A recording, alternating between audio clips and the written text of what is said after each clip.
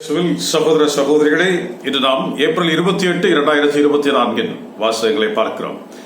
முதல் வாசகம் அப்போஸ்தலர்கள் பணி 9ஆம் அதிகாரம் 26 முதல் 31 வசனங்கள். அவர் எருசலேமுக்கு சென்றபின் சீடர்களுடன் சேர்ந்து கொள்ள முயன்றார். யாரு? பவுல், சின்னப்பர். ஆனால் அவரும் ஒரு சீடர் என்பதை நம்பாமல் அனைவரும் அவரை கண்டு அஞ்சினர். அப்பொழுது பர்னபா அவரை அப்போஸ்தலர்களிடம் அழைத்து கொண்டு போய் ஆண்டவர் அவருக்கு வழியில் தோன்றி அவரோடு பேசினதையும் தமஸ்குவில் இயேசுவின் பெயரால் துணிவுடன் போதித்ததையும் அவர்களுக்கு எடுத்து கூறினார். அது முதல் சவுல் எருசலேமில் அவர்களுடன் நெருங்கி பழகி ஆண்டவர் பெயரால் துணிவோடு பேசலானார். கிரேக்க மொழி பேசுவோரிடம் போய் விவாதித்து வந்தார். அவர்களோ அவரை தொலைக்க பார்த்தனர். அதை அறிந்த சகோதரர்கள் அவரை செசாரியாவுக்கு அழைத்து கொண்டு போய் தர்சு நகருக்கு அனுப்பி வைத்தனர். இதற்கிடையில் யூதேயா, கலிலேயா, சமாரியா நாடுகளில் எல்லாம் திருச்சபை அமைதியுற்று ஆண்டவருக்கு அஞ்சி நடந்து பரிசுத்த ஆவியின் ஆறுதல் நிரம்ப பெற்று வளர்ச்சி அடைந்தது. இது ஆண்டவரின் அருள்வாக்கு. இறைவா, உமக்கு நன்றி. இரண்டாம் வாசகம் யோவான் எழுதிய முதல் நிருபம் அதிகாரம் 3 வசனங்கள் 18 முதல் 24 முடிய. அன்பு குழந்தைகளே, நம் அன்பு சொல்லிலும் பேச்சிலும் இராமல் செயலில் விளங்கும் உண்மையான அன்பாய் இருக்கட்டும். இதனால் நாம் உண்மையை சார்ந்தவர்கள் என்று அறிவதோடு அவர் முன் நம் மனச்சான்றை அமைதிப்படுத்த முடியும். ஏனெனில் நம் மனச்சான்று நம்மை கண்டனம் செய்தால் நம் மனச்சான்றை விட கடவுள் மேலானவர், அனைத்தையும் அறிபவர் என்பதை நினைவில் கொள்வோம். அன்புக்குரியவர்களே, நம் மனச்சான்று நம்மை கண்டனம் செய்யாதிருந்தால் கடவுள் முன் நாம் நம்பிக்கையோடு நிற்க முடியும். அப்போதுதான் நாம் கேட்பதெல்லாம் ஆண்டவரிடமிருந்து பெறுவோம். ஏனெனில் அவருடைய கட்டளைகளை கடைபிடித்து அவருக்கு உகந்ததை செய்கிறோம். நாம் அவருடைய மகன் இயேசு கிறிஸ்துவின் பெயர் மீது விசுவாசம் வைத்து அவர் தந்த கட்டளையின்படி ஒருவருக்கொருவர் அன்பு செய்ய வேண்டும். இதுவே அவரது கட்டளை. அவருடைய கட்டளைகளை கடைபிடிப்பவன் அவருள் நிலைத்திருக்கிறான், அவரும் அவனுள் நிலைத்திருக்கிறார். அவர் நம்முள் நிலைத்திருக்கிறார் என்பதை அவர் நமக்கு அருளிய ஆவியினால் அறிகிறோம். இது ஆண்டவரின் அருள்வாக்கு. இறைவா, உமக்கு நன்றி.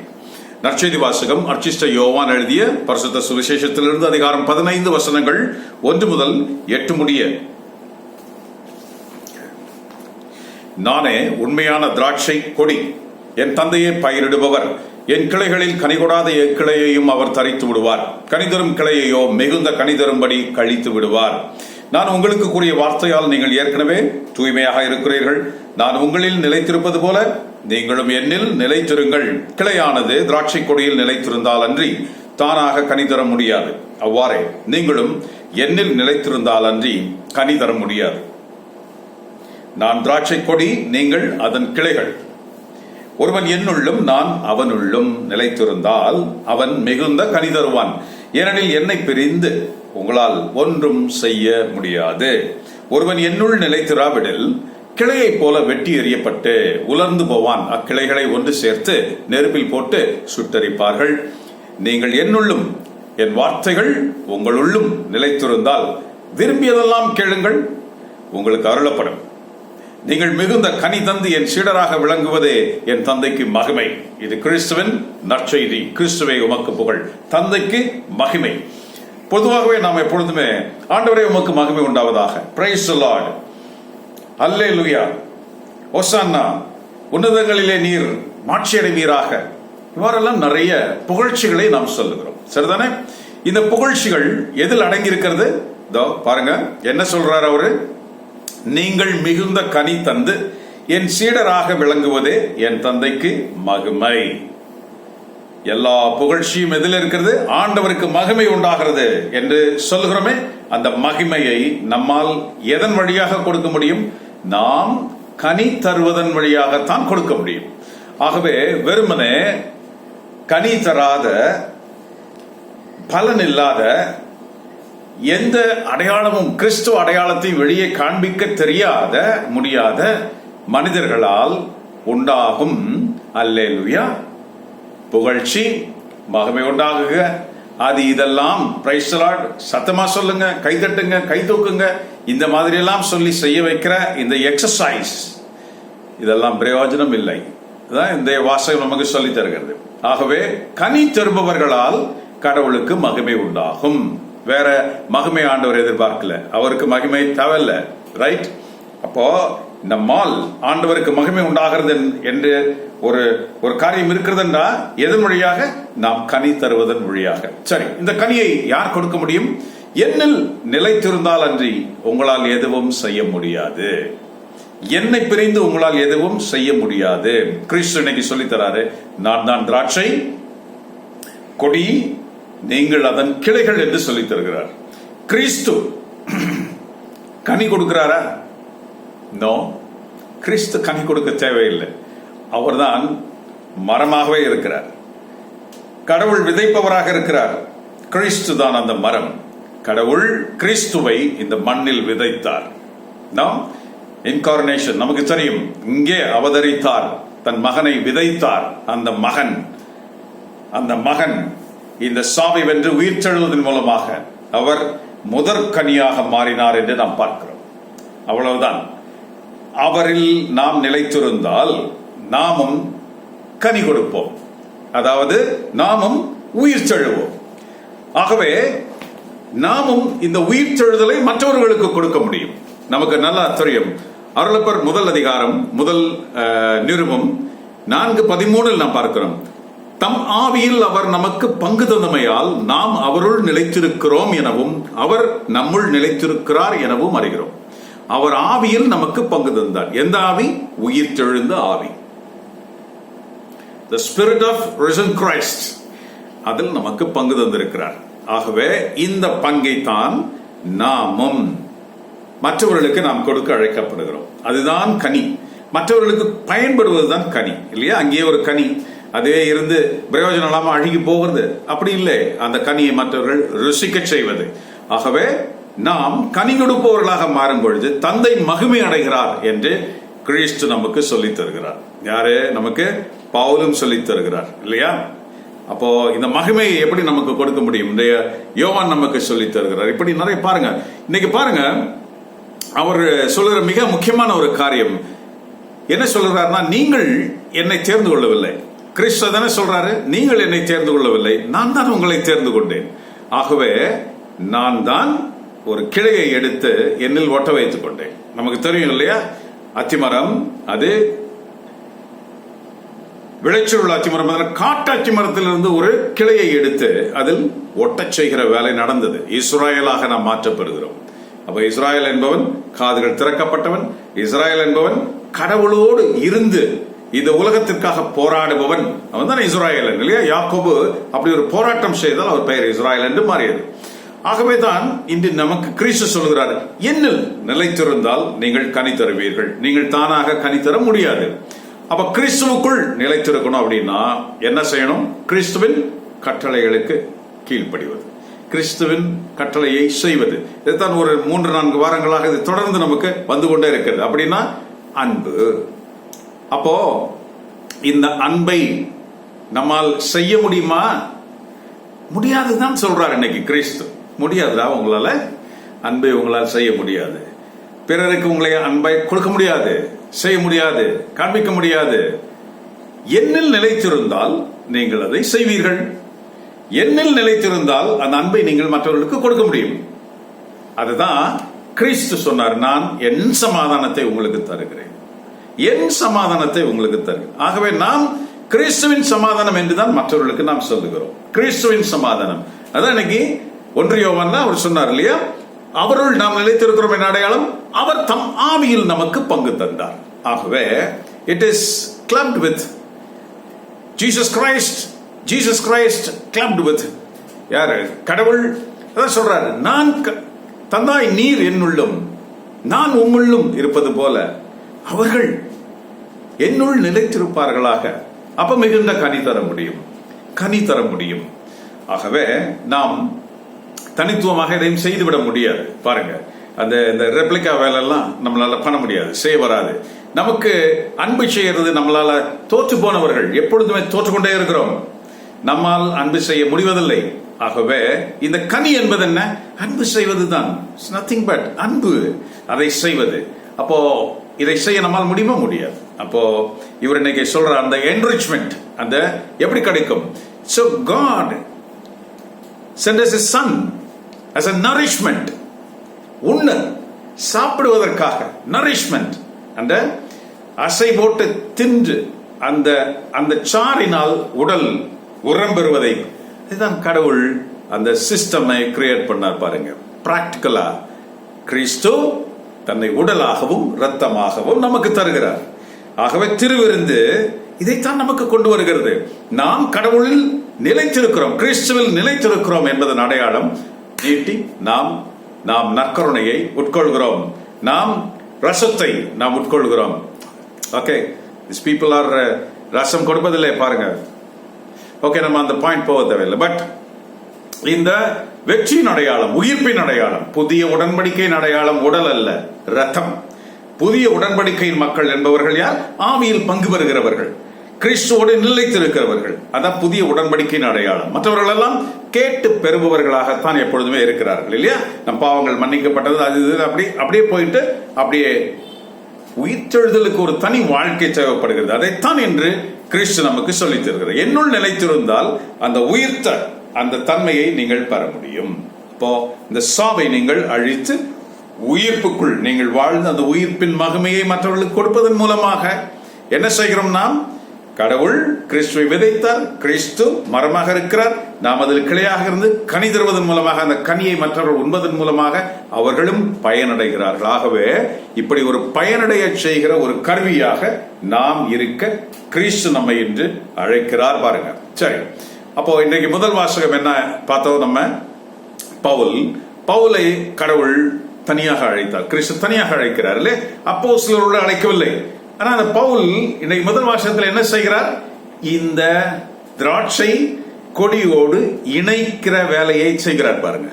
அவர் இணைந்து கொள்ள போகிறார் திராட்சை கொடியோடு, இந்த திருச்சபையோடு, அந்த அப்போஸ்தலர்களுடைய அந்த காரியங்களோடு தன்னையும் இணைத்துக் கொள்ள அவர்களை தேடி போகிறார். கலாத்தியரை பரிச்சை நமக்கு தெரியும் ஃபுல்லா. அவரு கிறிஸ்துவால் தொடப்பட்டவுடன் கண் குருடாச்சு, ஓகே, அனனியாட்ட போறாரு, கண்ணு வெளிச்சம் ஆயிடுச்சு, ஓகே, அவர் ஸ்டார்டட் அண்டர்ஸ்டாண்டிங் எவ்ரிதிங். உடனே அவர் அரேபியாவுக்கு போறாரு. அங்கே போய் 3 வருஷம் he spent his time in Arabia, right? 3 வருஷம் அவர் அங்கே இருக்கிறார். அங்கே இருந்து அவர் கிறிஸ்துவோடு இருந்து அவர் அனைத்தையும் கற்றுக்கொள்கிறார். அந்த ஞானத்தை அவர் வளர்த்துக் கொள்கிறார். தான் அறிந்திருந்த அனைத்தையும் அவர் வேறு உருவமாக பார்க்க ஆரம்பிக்கிறார். அவர் தன்னை பற்றி சொல்லும் பொழுது சொல்கிறார் பாருங்க, நான் யார் தெரியுமா? என்னுடைய ஏஜ் குரூப்ல என்னை விட முதியவர்கள் இருந்த அந்த குரூப்ல கூட என்னை போன்று திருச்சட்டத்தை மிகச்சரியாக கடைபிடித்தவர்கள், நான் வேற பெருசா யாரையும் சொல்ல முடியாது அப்படின்னு சொல்றார். தன்னை அவ்வளவு தூரம் திருச்சட்டத்திற்குள் அவர் நிலைத்திருந்தார் என்று பார்க்கிறோம். the great man Gamaliel, அந்த டீச்சர், அந்த டீச்சர்கிட்ட அவர் பயின்றார் என்று பார்க்கிறோம். ஆகவே அவர் அதை அவர் சூஸ் பண்ணி அந்த இடத்துக்கு போய் அதை கத்துக்கிட்டு அப்படி பண்ணிட்டு அந்த அந்த ஃபோர்ஸ்ஃபுல் மேன் இல்லையா, என்தூசியாஸ்டிக் மேன் ஆக இருந்தார் என்று அவர் தன்னை சொல்லுகிறார். ஆகவே அவருக்கு ஒரு அடிப்பட்டவுடன் அந்த குருட்டுத்தன்மையை கிறிஸ்து தன்னை தொட்டவுடன், அவருடைய ஆவியை பெற்றவுடன் அவர் உடனடியாக அவர் நற்செய்தி அறிவிக்க உடனே ஆரம்பித்தார் என்று பார்க்கிறோம். உடனே ஆரம்பித்தார். அதனால் ஒரு 3 வருஷம் அவர் அரேபியாவில் இருந்து அவர் அப்போஸ்தலர்கள் எவ்வாறு 3 வருஷம் கிறிஸ்துவோடு இருந்த அந்த அனுபவத்தை பெற்றார்களோ அதே போன்ற ஒரு அனுபவம் அவருக்கும் கிடைக்கிறது. கிறிஸ்துவோடு இருக்கிற அந்த அனுபவம் கிடைக்கிறது. பிறகு அவர் எருசலேமுக்கு வருகிறார் பாருங்க. அதுதான் இன்னைக்கு நற்செய்தியினுடைய அந்த பகுதியை நாம் முதல் வாசகத்திலே காண முடியும். தன்னை அவர் திருச்சபையோடு இணைத்துக் கொள்ள வருகிறார். கேவா யாரு? பீட்டர் அவரை பார்க்க வருகிறார். ஓகே, அவரை பார்த்துட்டார். இயேசுவின் சகோதரன் யாகப்பர் அவரையும் அவர் பார்த்தார். வேற எந்த சீடரையும் அவர் பார்க்க முடியவில்லை. அவர்கள் எல்லாம் நற்செய்தி அறிவிக்க போய்விட்டார்கள். ஆகவே இவ்வாறு தான் இந்த இருவரையும் அவர் பார்த்திருக்கிறார் நேரடியாக. பாருங்க, இப்படிப்பட்ட ஒரு சம்பவம் நடந்திருக்கிறது. எதற்காக இந்த வாசகம் கொடுக்கப்படுகிறது? தன்னை இணைத்துக் கொள்வது, தன்னை இணைத்துக் கொள்வது. பாருங்க, என்னோடு இணைந்திருந்தால் அன்றி நீங்கள் கனி கொடுக்க முடியாது. ஆகவே அந்த வேலையை அவர் செய்கிறார் பாருங்க. அந்த திருச்சபையோடு இணைந்து செயலாற்றுகிற அந்த தன்மை. ஆகவே எனக்கு தனியா ஒரு ஞானம் வந்துச்சு, ஆகவே நான் தனியா இருந்து தனியா ஒரு காரியம் பண்ணுவேன், இதெல்லாம் வேலைக்காகாது. சில நாள் நீ தனியாக தான் செய்யணும். திருச்சபையோடு சேராமல் நீ ஒன்னும் செய்ய முடியாது. மக்களோடு திருச்சபையோடு சேர்ந்து அந்த ஒரு கொலாய்டான பிறகுதான் நீ தனியாக போக முடியும். தனியாக இருந்தா மறுபடியும் திருச்சபையில சேரணும். திருச்சபையில இருந்து தான் நீ மறுபடியும் வெளியே போக முடியும். ஆகவே அப்போஸ்தலர்கள் எல்லாம் தனித்தனியாகத்தான் போய் நற்செய்தி அறிவித்தார்கள். பின்பு நாம் பார்க்கிறோம், முதலில் அவர்கள் ஒன்றாக இருந்தார்கள். அந்த ஒன்றாக இருக்கின்ற அந்த அனுபவம், அதுதான் கனி கொடுக்க அவர்கள் நமக்கு அவர்கள் அந்த திருச்சபையோட கனெக்ஷன்ல இருந்துட்டே அதை செய்கிறதை பார்க்கிறோம். பாருங்க, 3 வருஷத்துக்கு அப்புறம் வராரு, திருப்பி ஒரு 14 வருஷம் கழிச்சு மறுபடியும் he rejoined with அப்போஸ்தலர்களை பார்க்க வந்தார். அவர் எருசலேமுக்கு வந்தார். பாருங்க, இப்படி எல்லாம் அதாவது ஒரு தனி ராஜ்யம் பண்ணுகிறவர்களை நாம் இப்பொழுது பார்க்கிறோம் இல்லையா? தனி ராஜ்யம், தனியாக எதையோ ஒன்று செய்து எதையோ ஒன்று காரியங்களை செய்வதெல்லாம் பார்க்கிறோம். ஆகவே அங்கிருந்து நாம் ஒரு யாருக்கும் கட்டுப்படாமல், யாருடைய வார்த்தையும் கேட்காமல், இப்படி ஒரு தனித்துவமாக நிறைய ஆவி கூட்டங்கள் அது இதெல்லாம் நம்மை பார்க்கிறோம். யாரோடும் சேர முடியாது, யாரோடையும் பார்க்க முடியாது. அவர்கள் தனியாக இருப்பார்கள். ஒரு பிரைடோட, ஒரு கர்வத்தோட அவர்கள் இருக்கிறதே நமக்கு தெரிகிறது. பாருங்க, சில நேரங்களில் அவர்கள் உசுன்னு நிறைய பேர் அப்படி கீழே வைக்கிறது, அதுக்கப்புறம் ஏதோ டான்ஸ் ஆட வைக்கிறது, பிசாசு மாதிரி ஆடுகிறார்கள், அது பரிசுத்தாவி ஆடுகிறதாக சொல்லுகிறார். இப்படி எல்லாம் நிறைய காரியங்களை பார்க்கிறோம். ஆகவே இதெல்லாம் விட்டில் பூச்சிகள் போல அப்படியே ஒன்றுமில்லாமல் போகிறது. இதெல்லாம் இயேசுவிடம் இருந்து ஏதாவது பெற்றுக் கொள்வதற்காக நடக்கிற காரியங்கள். கனி கொடுப்பது என்பது வேறு. அது எதன் மூலமாக வருகிறது? மற்றவரை அன்பு செய்வதன் மூலமாக வருகிறது. அதை உன்னாலும் என்னாலும், ஒருவேளை நாம் வீட்டிலேயே இருப்பவர்களாக இருந்தாலும், ஒருவேளை நாம் மொனாட்டனாஸாக ஒரே மாதிரியான வேலைகளை ஒரே அலுவலகத்திற்கும் சென்று வருபவர்களாக இருந்தாலும் நம்மால் கனி கொடுக்க முடியும்.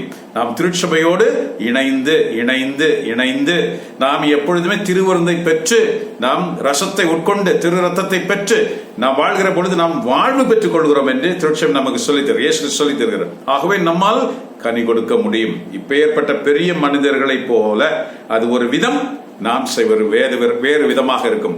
பட் நம்மால் ஒரு அனுபவத்தை நாம் மற்றவர்களுக்கு கொடுக்க முடியும். கிறிஸ்துவின் அனுபவத்தை நாம் மற்றவர்களுக்கு கொடுக்க முடியும். ஆகவே மிகுந்த கனி தரும்படியாக கடவுள் என்ன செய்கிறார்? நம்மை கழித்து விடுகிறார் என்று பார்க்கிறோம். ஆகவே கனி தராத கிளைகளை கழித்து வெட்டி விடுகிறார். நமக்கு என்ன செய்கிறார்? கழித்து விடுகிறார். அது கொஞ்சம் கட் பண்ணி ட்ரிம் பண்ணி அப்படி விடும் பொழுது நாம் புதிதான இலைகளை, புதிதான கனிகளை நாம் கொடுக்க ஆரம்பிக்கிறோம். நம்ம செடியில நம்ம அதான செய்யறோம், லைட்டா ட்ரிம் பண்ண ஒரு புது குருத்து ஒன்று உருவாகிறதை பார்க்கிறோம். ஆகவே நம்முடைய மீறுதல்கள், இந்த ட்ரிம் பண்ண வேண்டியது நம்முடைய மீறுதல்கள் இல்ல. நாம் திடீர்னு எதையோ ஒன்று செய்ய ஆரம்பிச்சிட்டோம், வேற ஏதோ ஒன்று பண்றோம், திடீர்னு கிறிஸ்துன்ற பேர்ல நம்ம வேற எதையோ, அன்புன்ற பேர்ல வேற எதையோ அப்படியே இந்த மாதிரி செய்யும் பொழுது ஆண்டவர் கொஞ்சம் ட்ரிம் பண்ணுவார், நம்மள கொஞ்சம் கட் பண்ணுவாரு. அப்ப நமக்கு நோஸ் கட் பண்ற மாதிரி இருக்கும். நான் நல்லதானே செய்யறேன், என்னது இப்படி நடக்குது? இல்ல, தட் இஸ் ட்ரிம்மிங். ஓகே, அதான் இன்னைக்கு கிறிஸ்து நமக்கு சொல்லி தருகிறார். அந்த ட்ரிம்மிங் இருக்குதுனால நம்ம ரொம்ப என்ன சொல்றது, சந்தோஷமாக இருக்க வேண்டும். பிகாஸ் என் மேல் அக்கறை இருப்பதனால், என் முதலாளி என்னை உண்டாக்கினவர் அக்கறையாக இருப்பதனால் இந்த ட்ரிம்மிங் எனக்கு பண்றாரு. அப்படியே வளர்ந்து அப்படியே போ அப்படின்னு விடலை. நம்ம இல்ல, அந்த கட்டுக்கோப்பா நம்மளை வச்சுக்கிறார். அவருடைய அடைக்கல போர்வைக்குள்ளே வைத்திருப்பதன் அடையாளம் இந்த நோஸ் கட்ஸ். இந்த சில நேரங்கள் ஏற்படுகிற சில தடங்கல்கள், சில அவமானங்கள், சில முகங்கள் நமக்கு அப்படியே கொஞ்சம் ஒரு மாதிரி எல்லாம் வந்து போகுமே சில பேரிடமிருந்து. இதெல்லாம் நமக்கு control yourself. Okay, don't move there, என்ன ஓவரா பண்ற என்ன, இதெல்லாம் இந்த மாதிரியான காரியங்கள் எல்லாம் இட் இஸ் ட்ரிம்மிங், ரைட்? ஆகவே நம் கண்கள் வேற எங்கே போகும் பொழுது ஆண்டவர் வேற ஒரு காரியத்தை கொடுத்து கொஞ்சம் அடி கொடுத்து திருப்பியும் நம்ம அதை நினைவு கூறச் செய்து, 3 தடவை மறுதளிச்சல்ல நீ, கோழி கூறதுக்கு முன்னால 3 தடவை மறுதளிச்சல், என்னை அன்பு செய்கிறாயா, என்ன அன்பு செய்கிறாய், ஆண்டவரே உமைக்கே தெரியும் என்று அழ ஆரம்பித்தார் அவர். ஆகவே யாரு? பீட்டர். சோ இதெல்லாம் நமக்கு ஏற்படுகின்ற அனுபவங்கள். This is called trimming. ஆகவே நமக்கு இந்த மாதிரி ஒரு ட்ரிம்மிங் எல்லாம் பண்ணி நம்மை அவர் கட்டுக்கோப்பாக அழகாக கனி தரும்படியாக நம்மை மாற்றி அமைக்கிறார் என்று பார்க்கிறோம். பாருங்க, இன்னைக்கு நம்ம பார்த்த இந்த 2ஆம் வாசகம் மிக முக்கியமானது. அதாவது யோவான் 1 யோவான் 3:18-24 அவர் எவ்வளவு அழகா நமக்கு சொல்லித் தருகிறார் பாருங்க. அன்பு குழந்தைகளே, நம் அன்பு சொல்லிலும் பேச்சிலும் செயலிலும் அதாவது பேச்சிலும் சொல்லிலும் இராமல் செயலில் விளங்கும் உண்மையான அன்பாய் இருக்கட்டும். செயல்பூர்வமானதாக நமக்கு இருக்க வேண்டும் என்று சொல்லி தருகிறார். ஆகவே வாயால் வெறுமனே புகழ்ச்சி, வெறுமனே காரியம் அதெல்லாம் அல்ல. அவர் என்ன சொல்லியிருக்கிறார்? அதாவது நம்ம பார்க்கும் பொழுது, அதாவது செயலில் இல்லாதவன் என்ன அது கேளுங்கள், அதாவது இறை வார்த்தையின்படி நடப்பவர்களாய் இருங்கள். யாகப்பர் திருமுகத்துல 1:22 பார்க்கிறோம். இறை வார்த்தையின்படி நடப்பவர்களாய் இருங்கள். அதுதான் இன்னைக்கு 2ஆம் வாசகம் நமக்கு சொல்லி தருகிறது. பாருங்க, அதை கேட்பதோடு மட்டும் நின்று விடாதீர்கள், அப்படி செய்வது உங்களையே ஏமாற்றிக் கொள்வதாகும். ஆகவே நாம் கேட்பதை நாம் செய்ய நாம் அழைக்கப்படுகிறோம். ஆகவே இது எங்கே இருந்து நடக்கும் சாத்தியம்? கிறிஸ்துவோடு இணைந்திருத்தல், நல்ல ஆத்ம தயாரிப்போடு நாம் நற்கருணை வாங்கி நாம் உட்கொள்ளும் பொழுது, ஆத்ம தயாரிப்போடு ஆர்வமோடு வார்த்தைகளை கேட்கும் பொழுது அந்த வார்த்தைகள் நமக்குள்ளே வேலை செய்ய ஆரம்பிக்கும். சத்து எங்கிருந்து வருது? செடியிலிருந்து வருது, கிறிஸ்துவிடமிருந்து வருகிறது. செடி வேரிலிருந்து வருகிறது, அங்கிருந்து தான் நமக்கு சத்து கொடுக்கப்படுகிறது. ஆகவே நாம் கிளையாக இருந்தால் நாம் அப்பேற்பட்ட கனிகளை நம்மால் கொடுக்க முடியும். ஆகவே கிறிஸ்து நம் வழியாகத்தான் இந்த உலகத்திற்கு கனிகளை கொடுக்க விரும்புகிறார். நாம் அதை செய்கிறதுக்கு ரெடியா இருக்கிறோமா? நம்ம செய்யறோமா? ஏற்கனவே செஞ்சிட்டு இருந்தா be happy, be glad with Jesus Christ.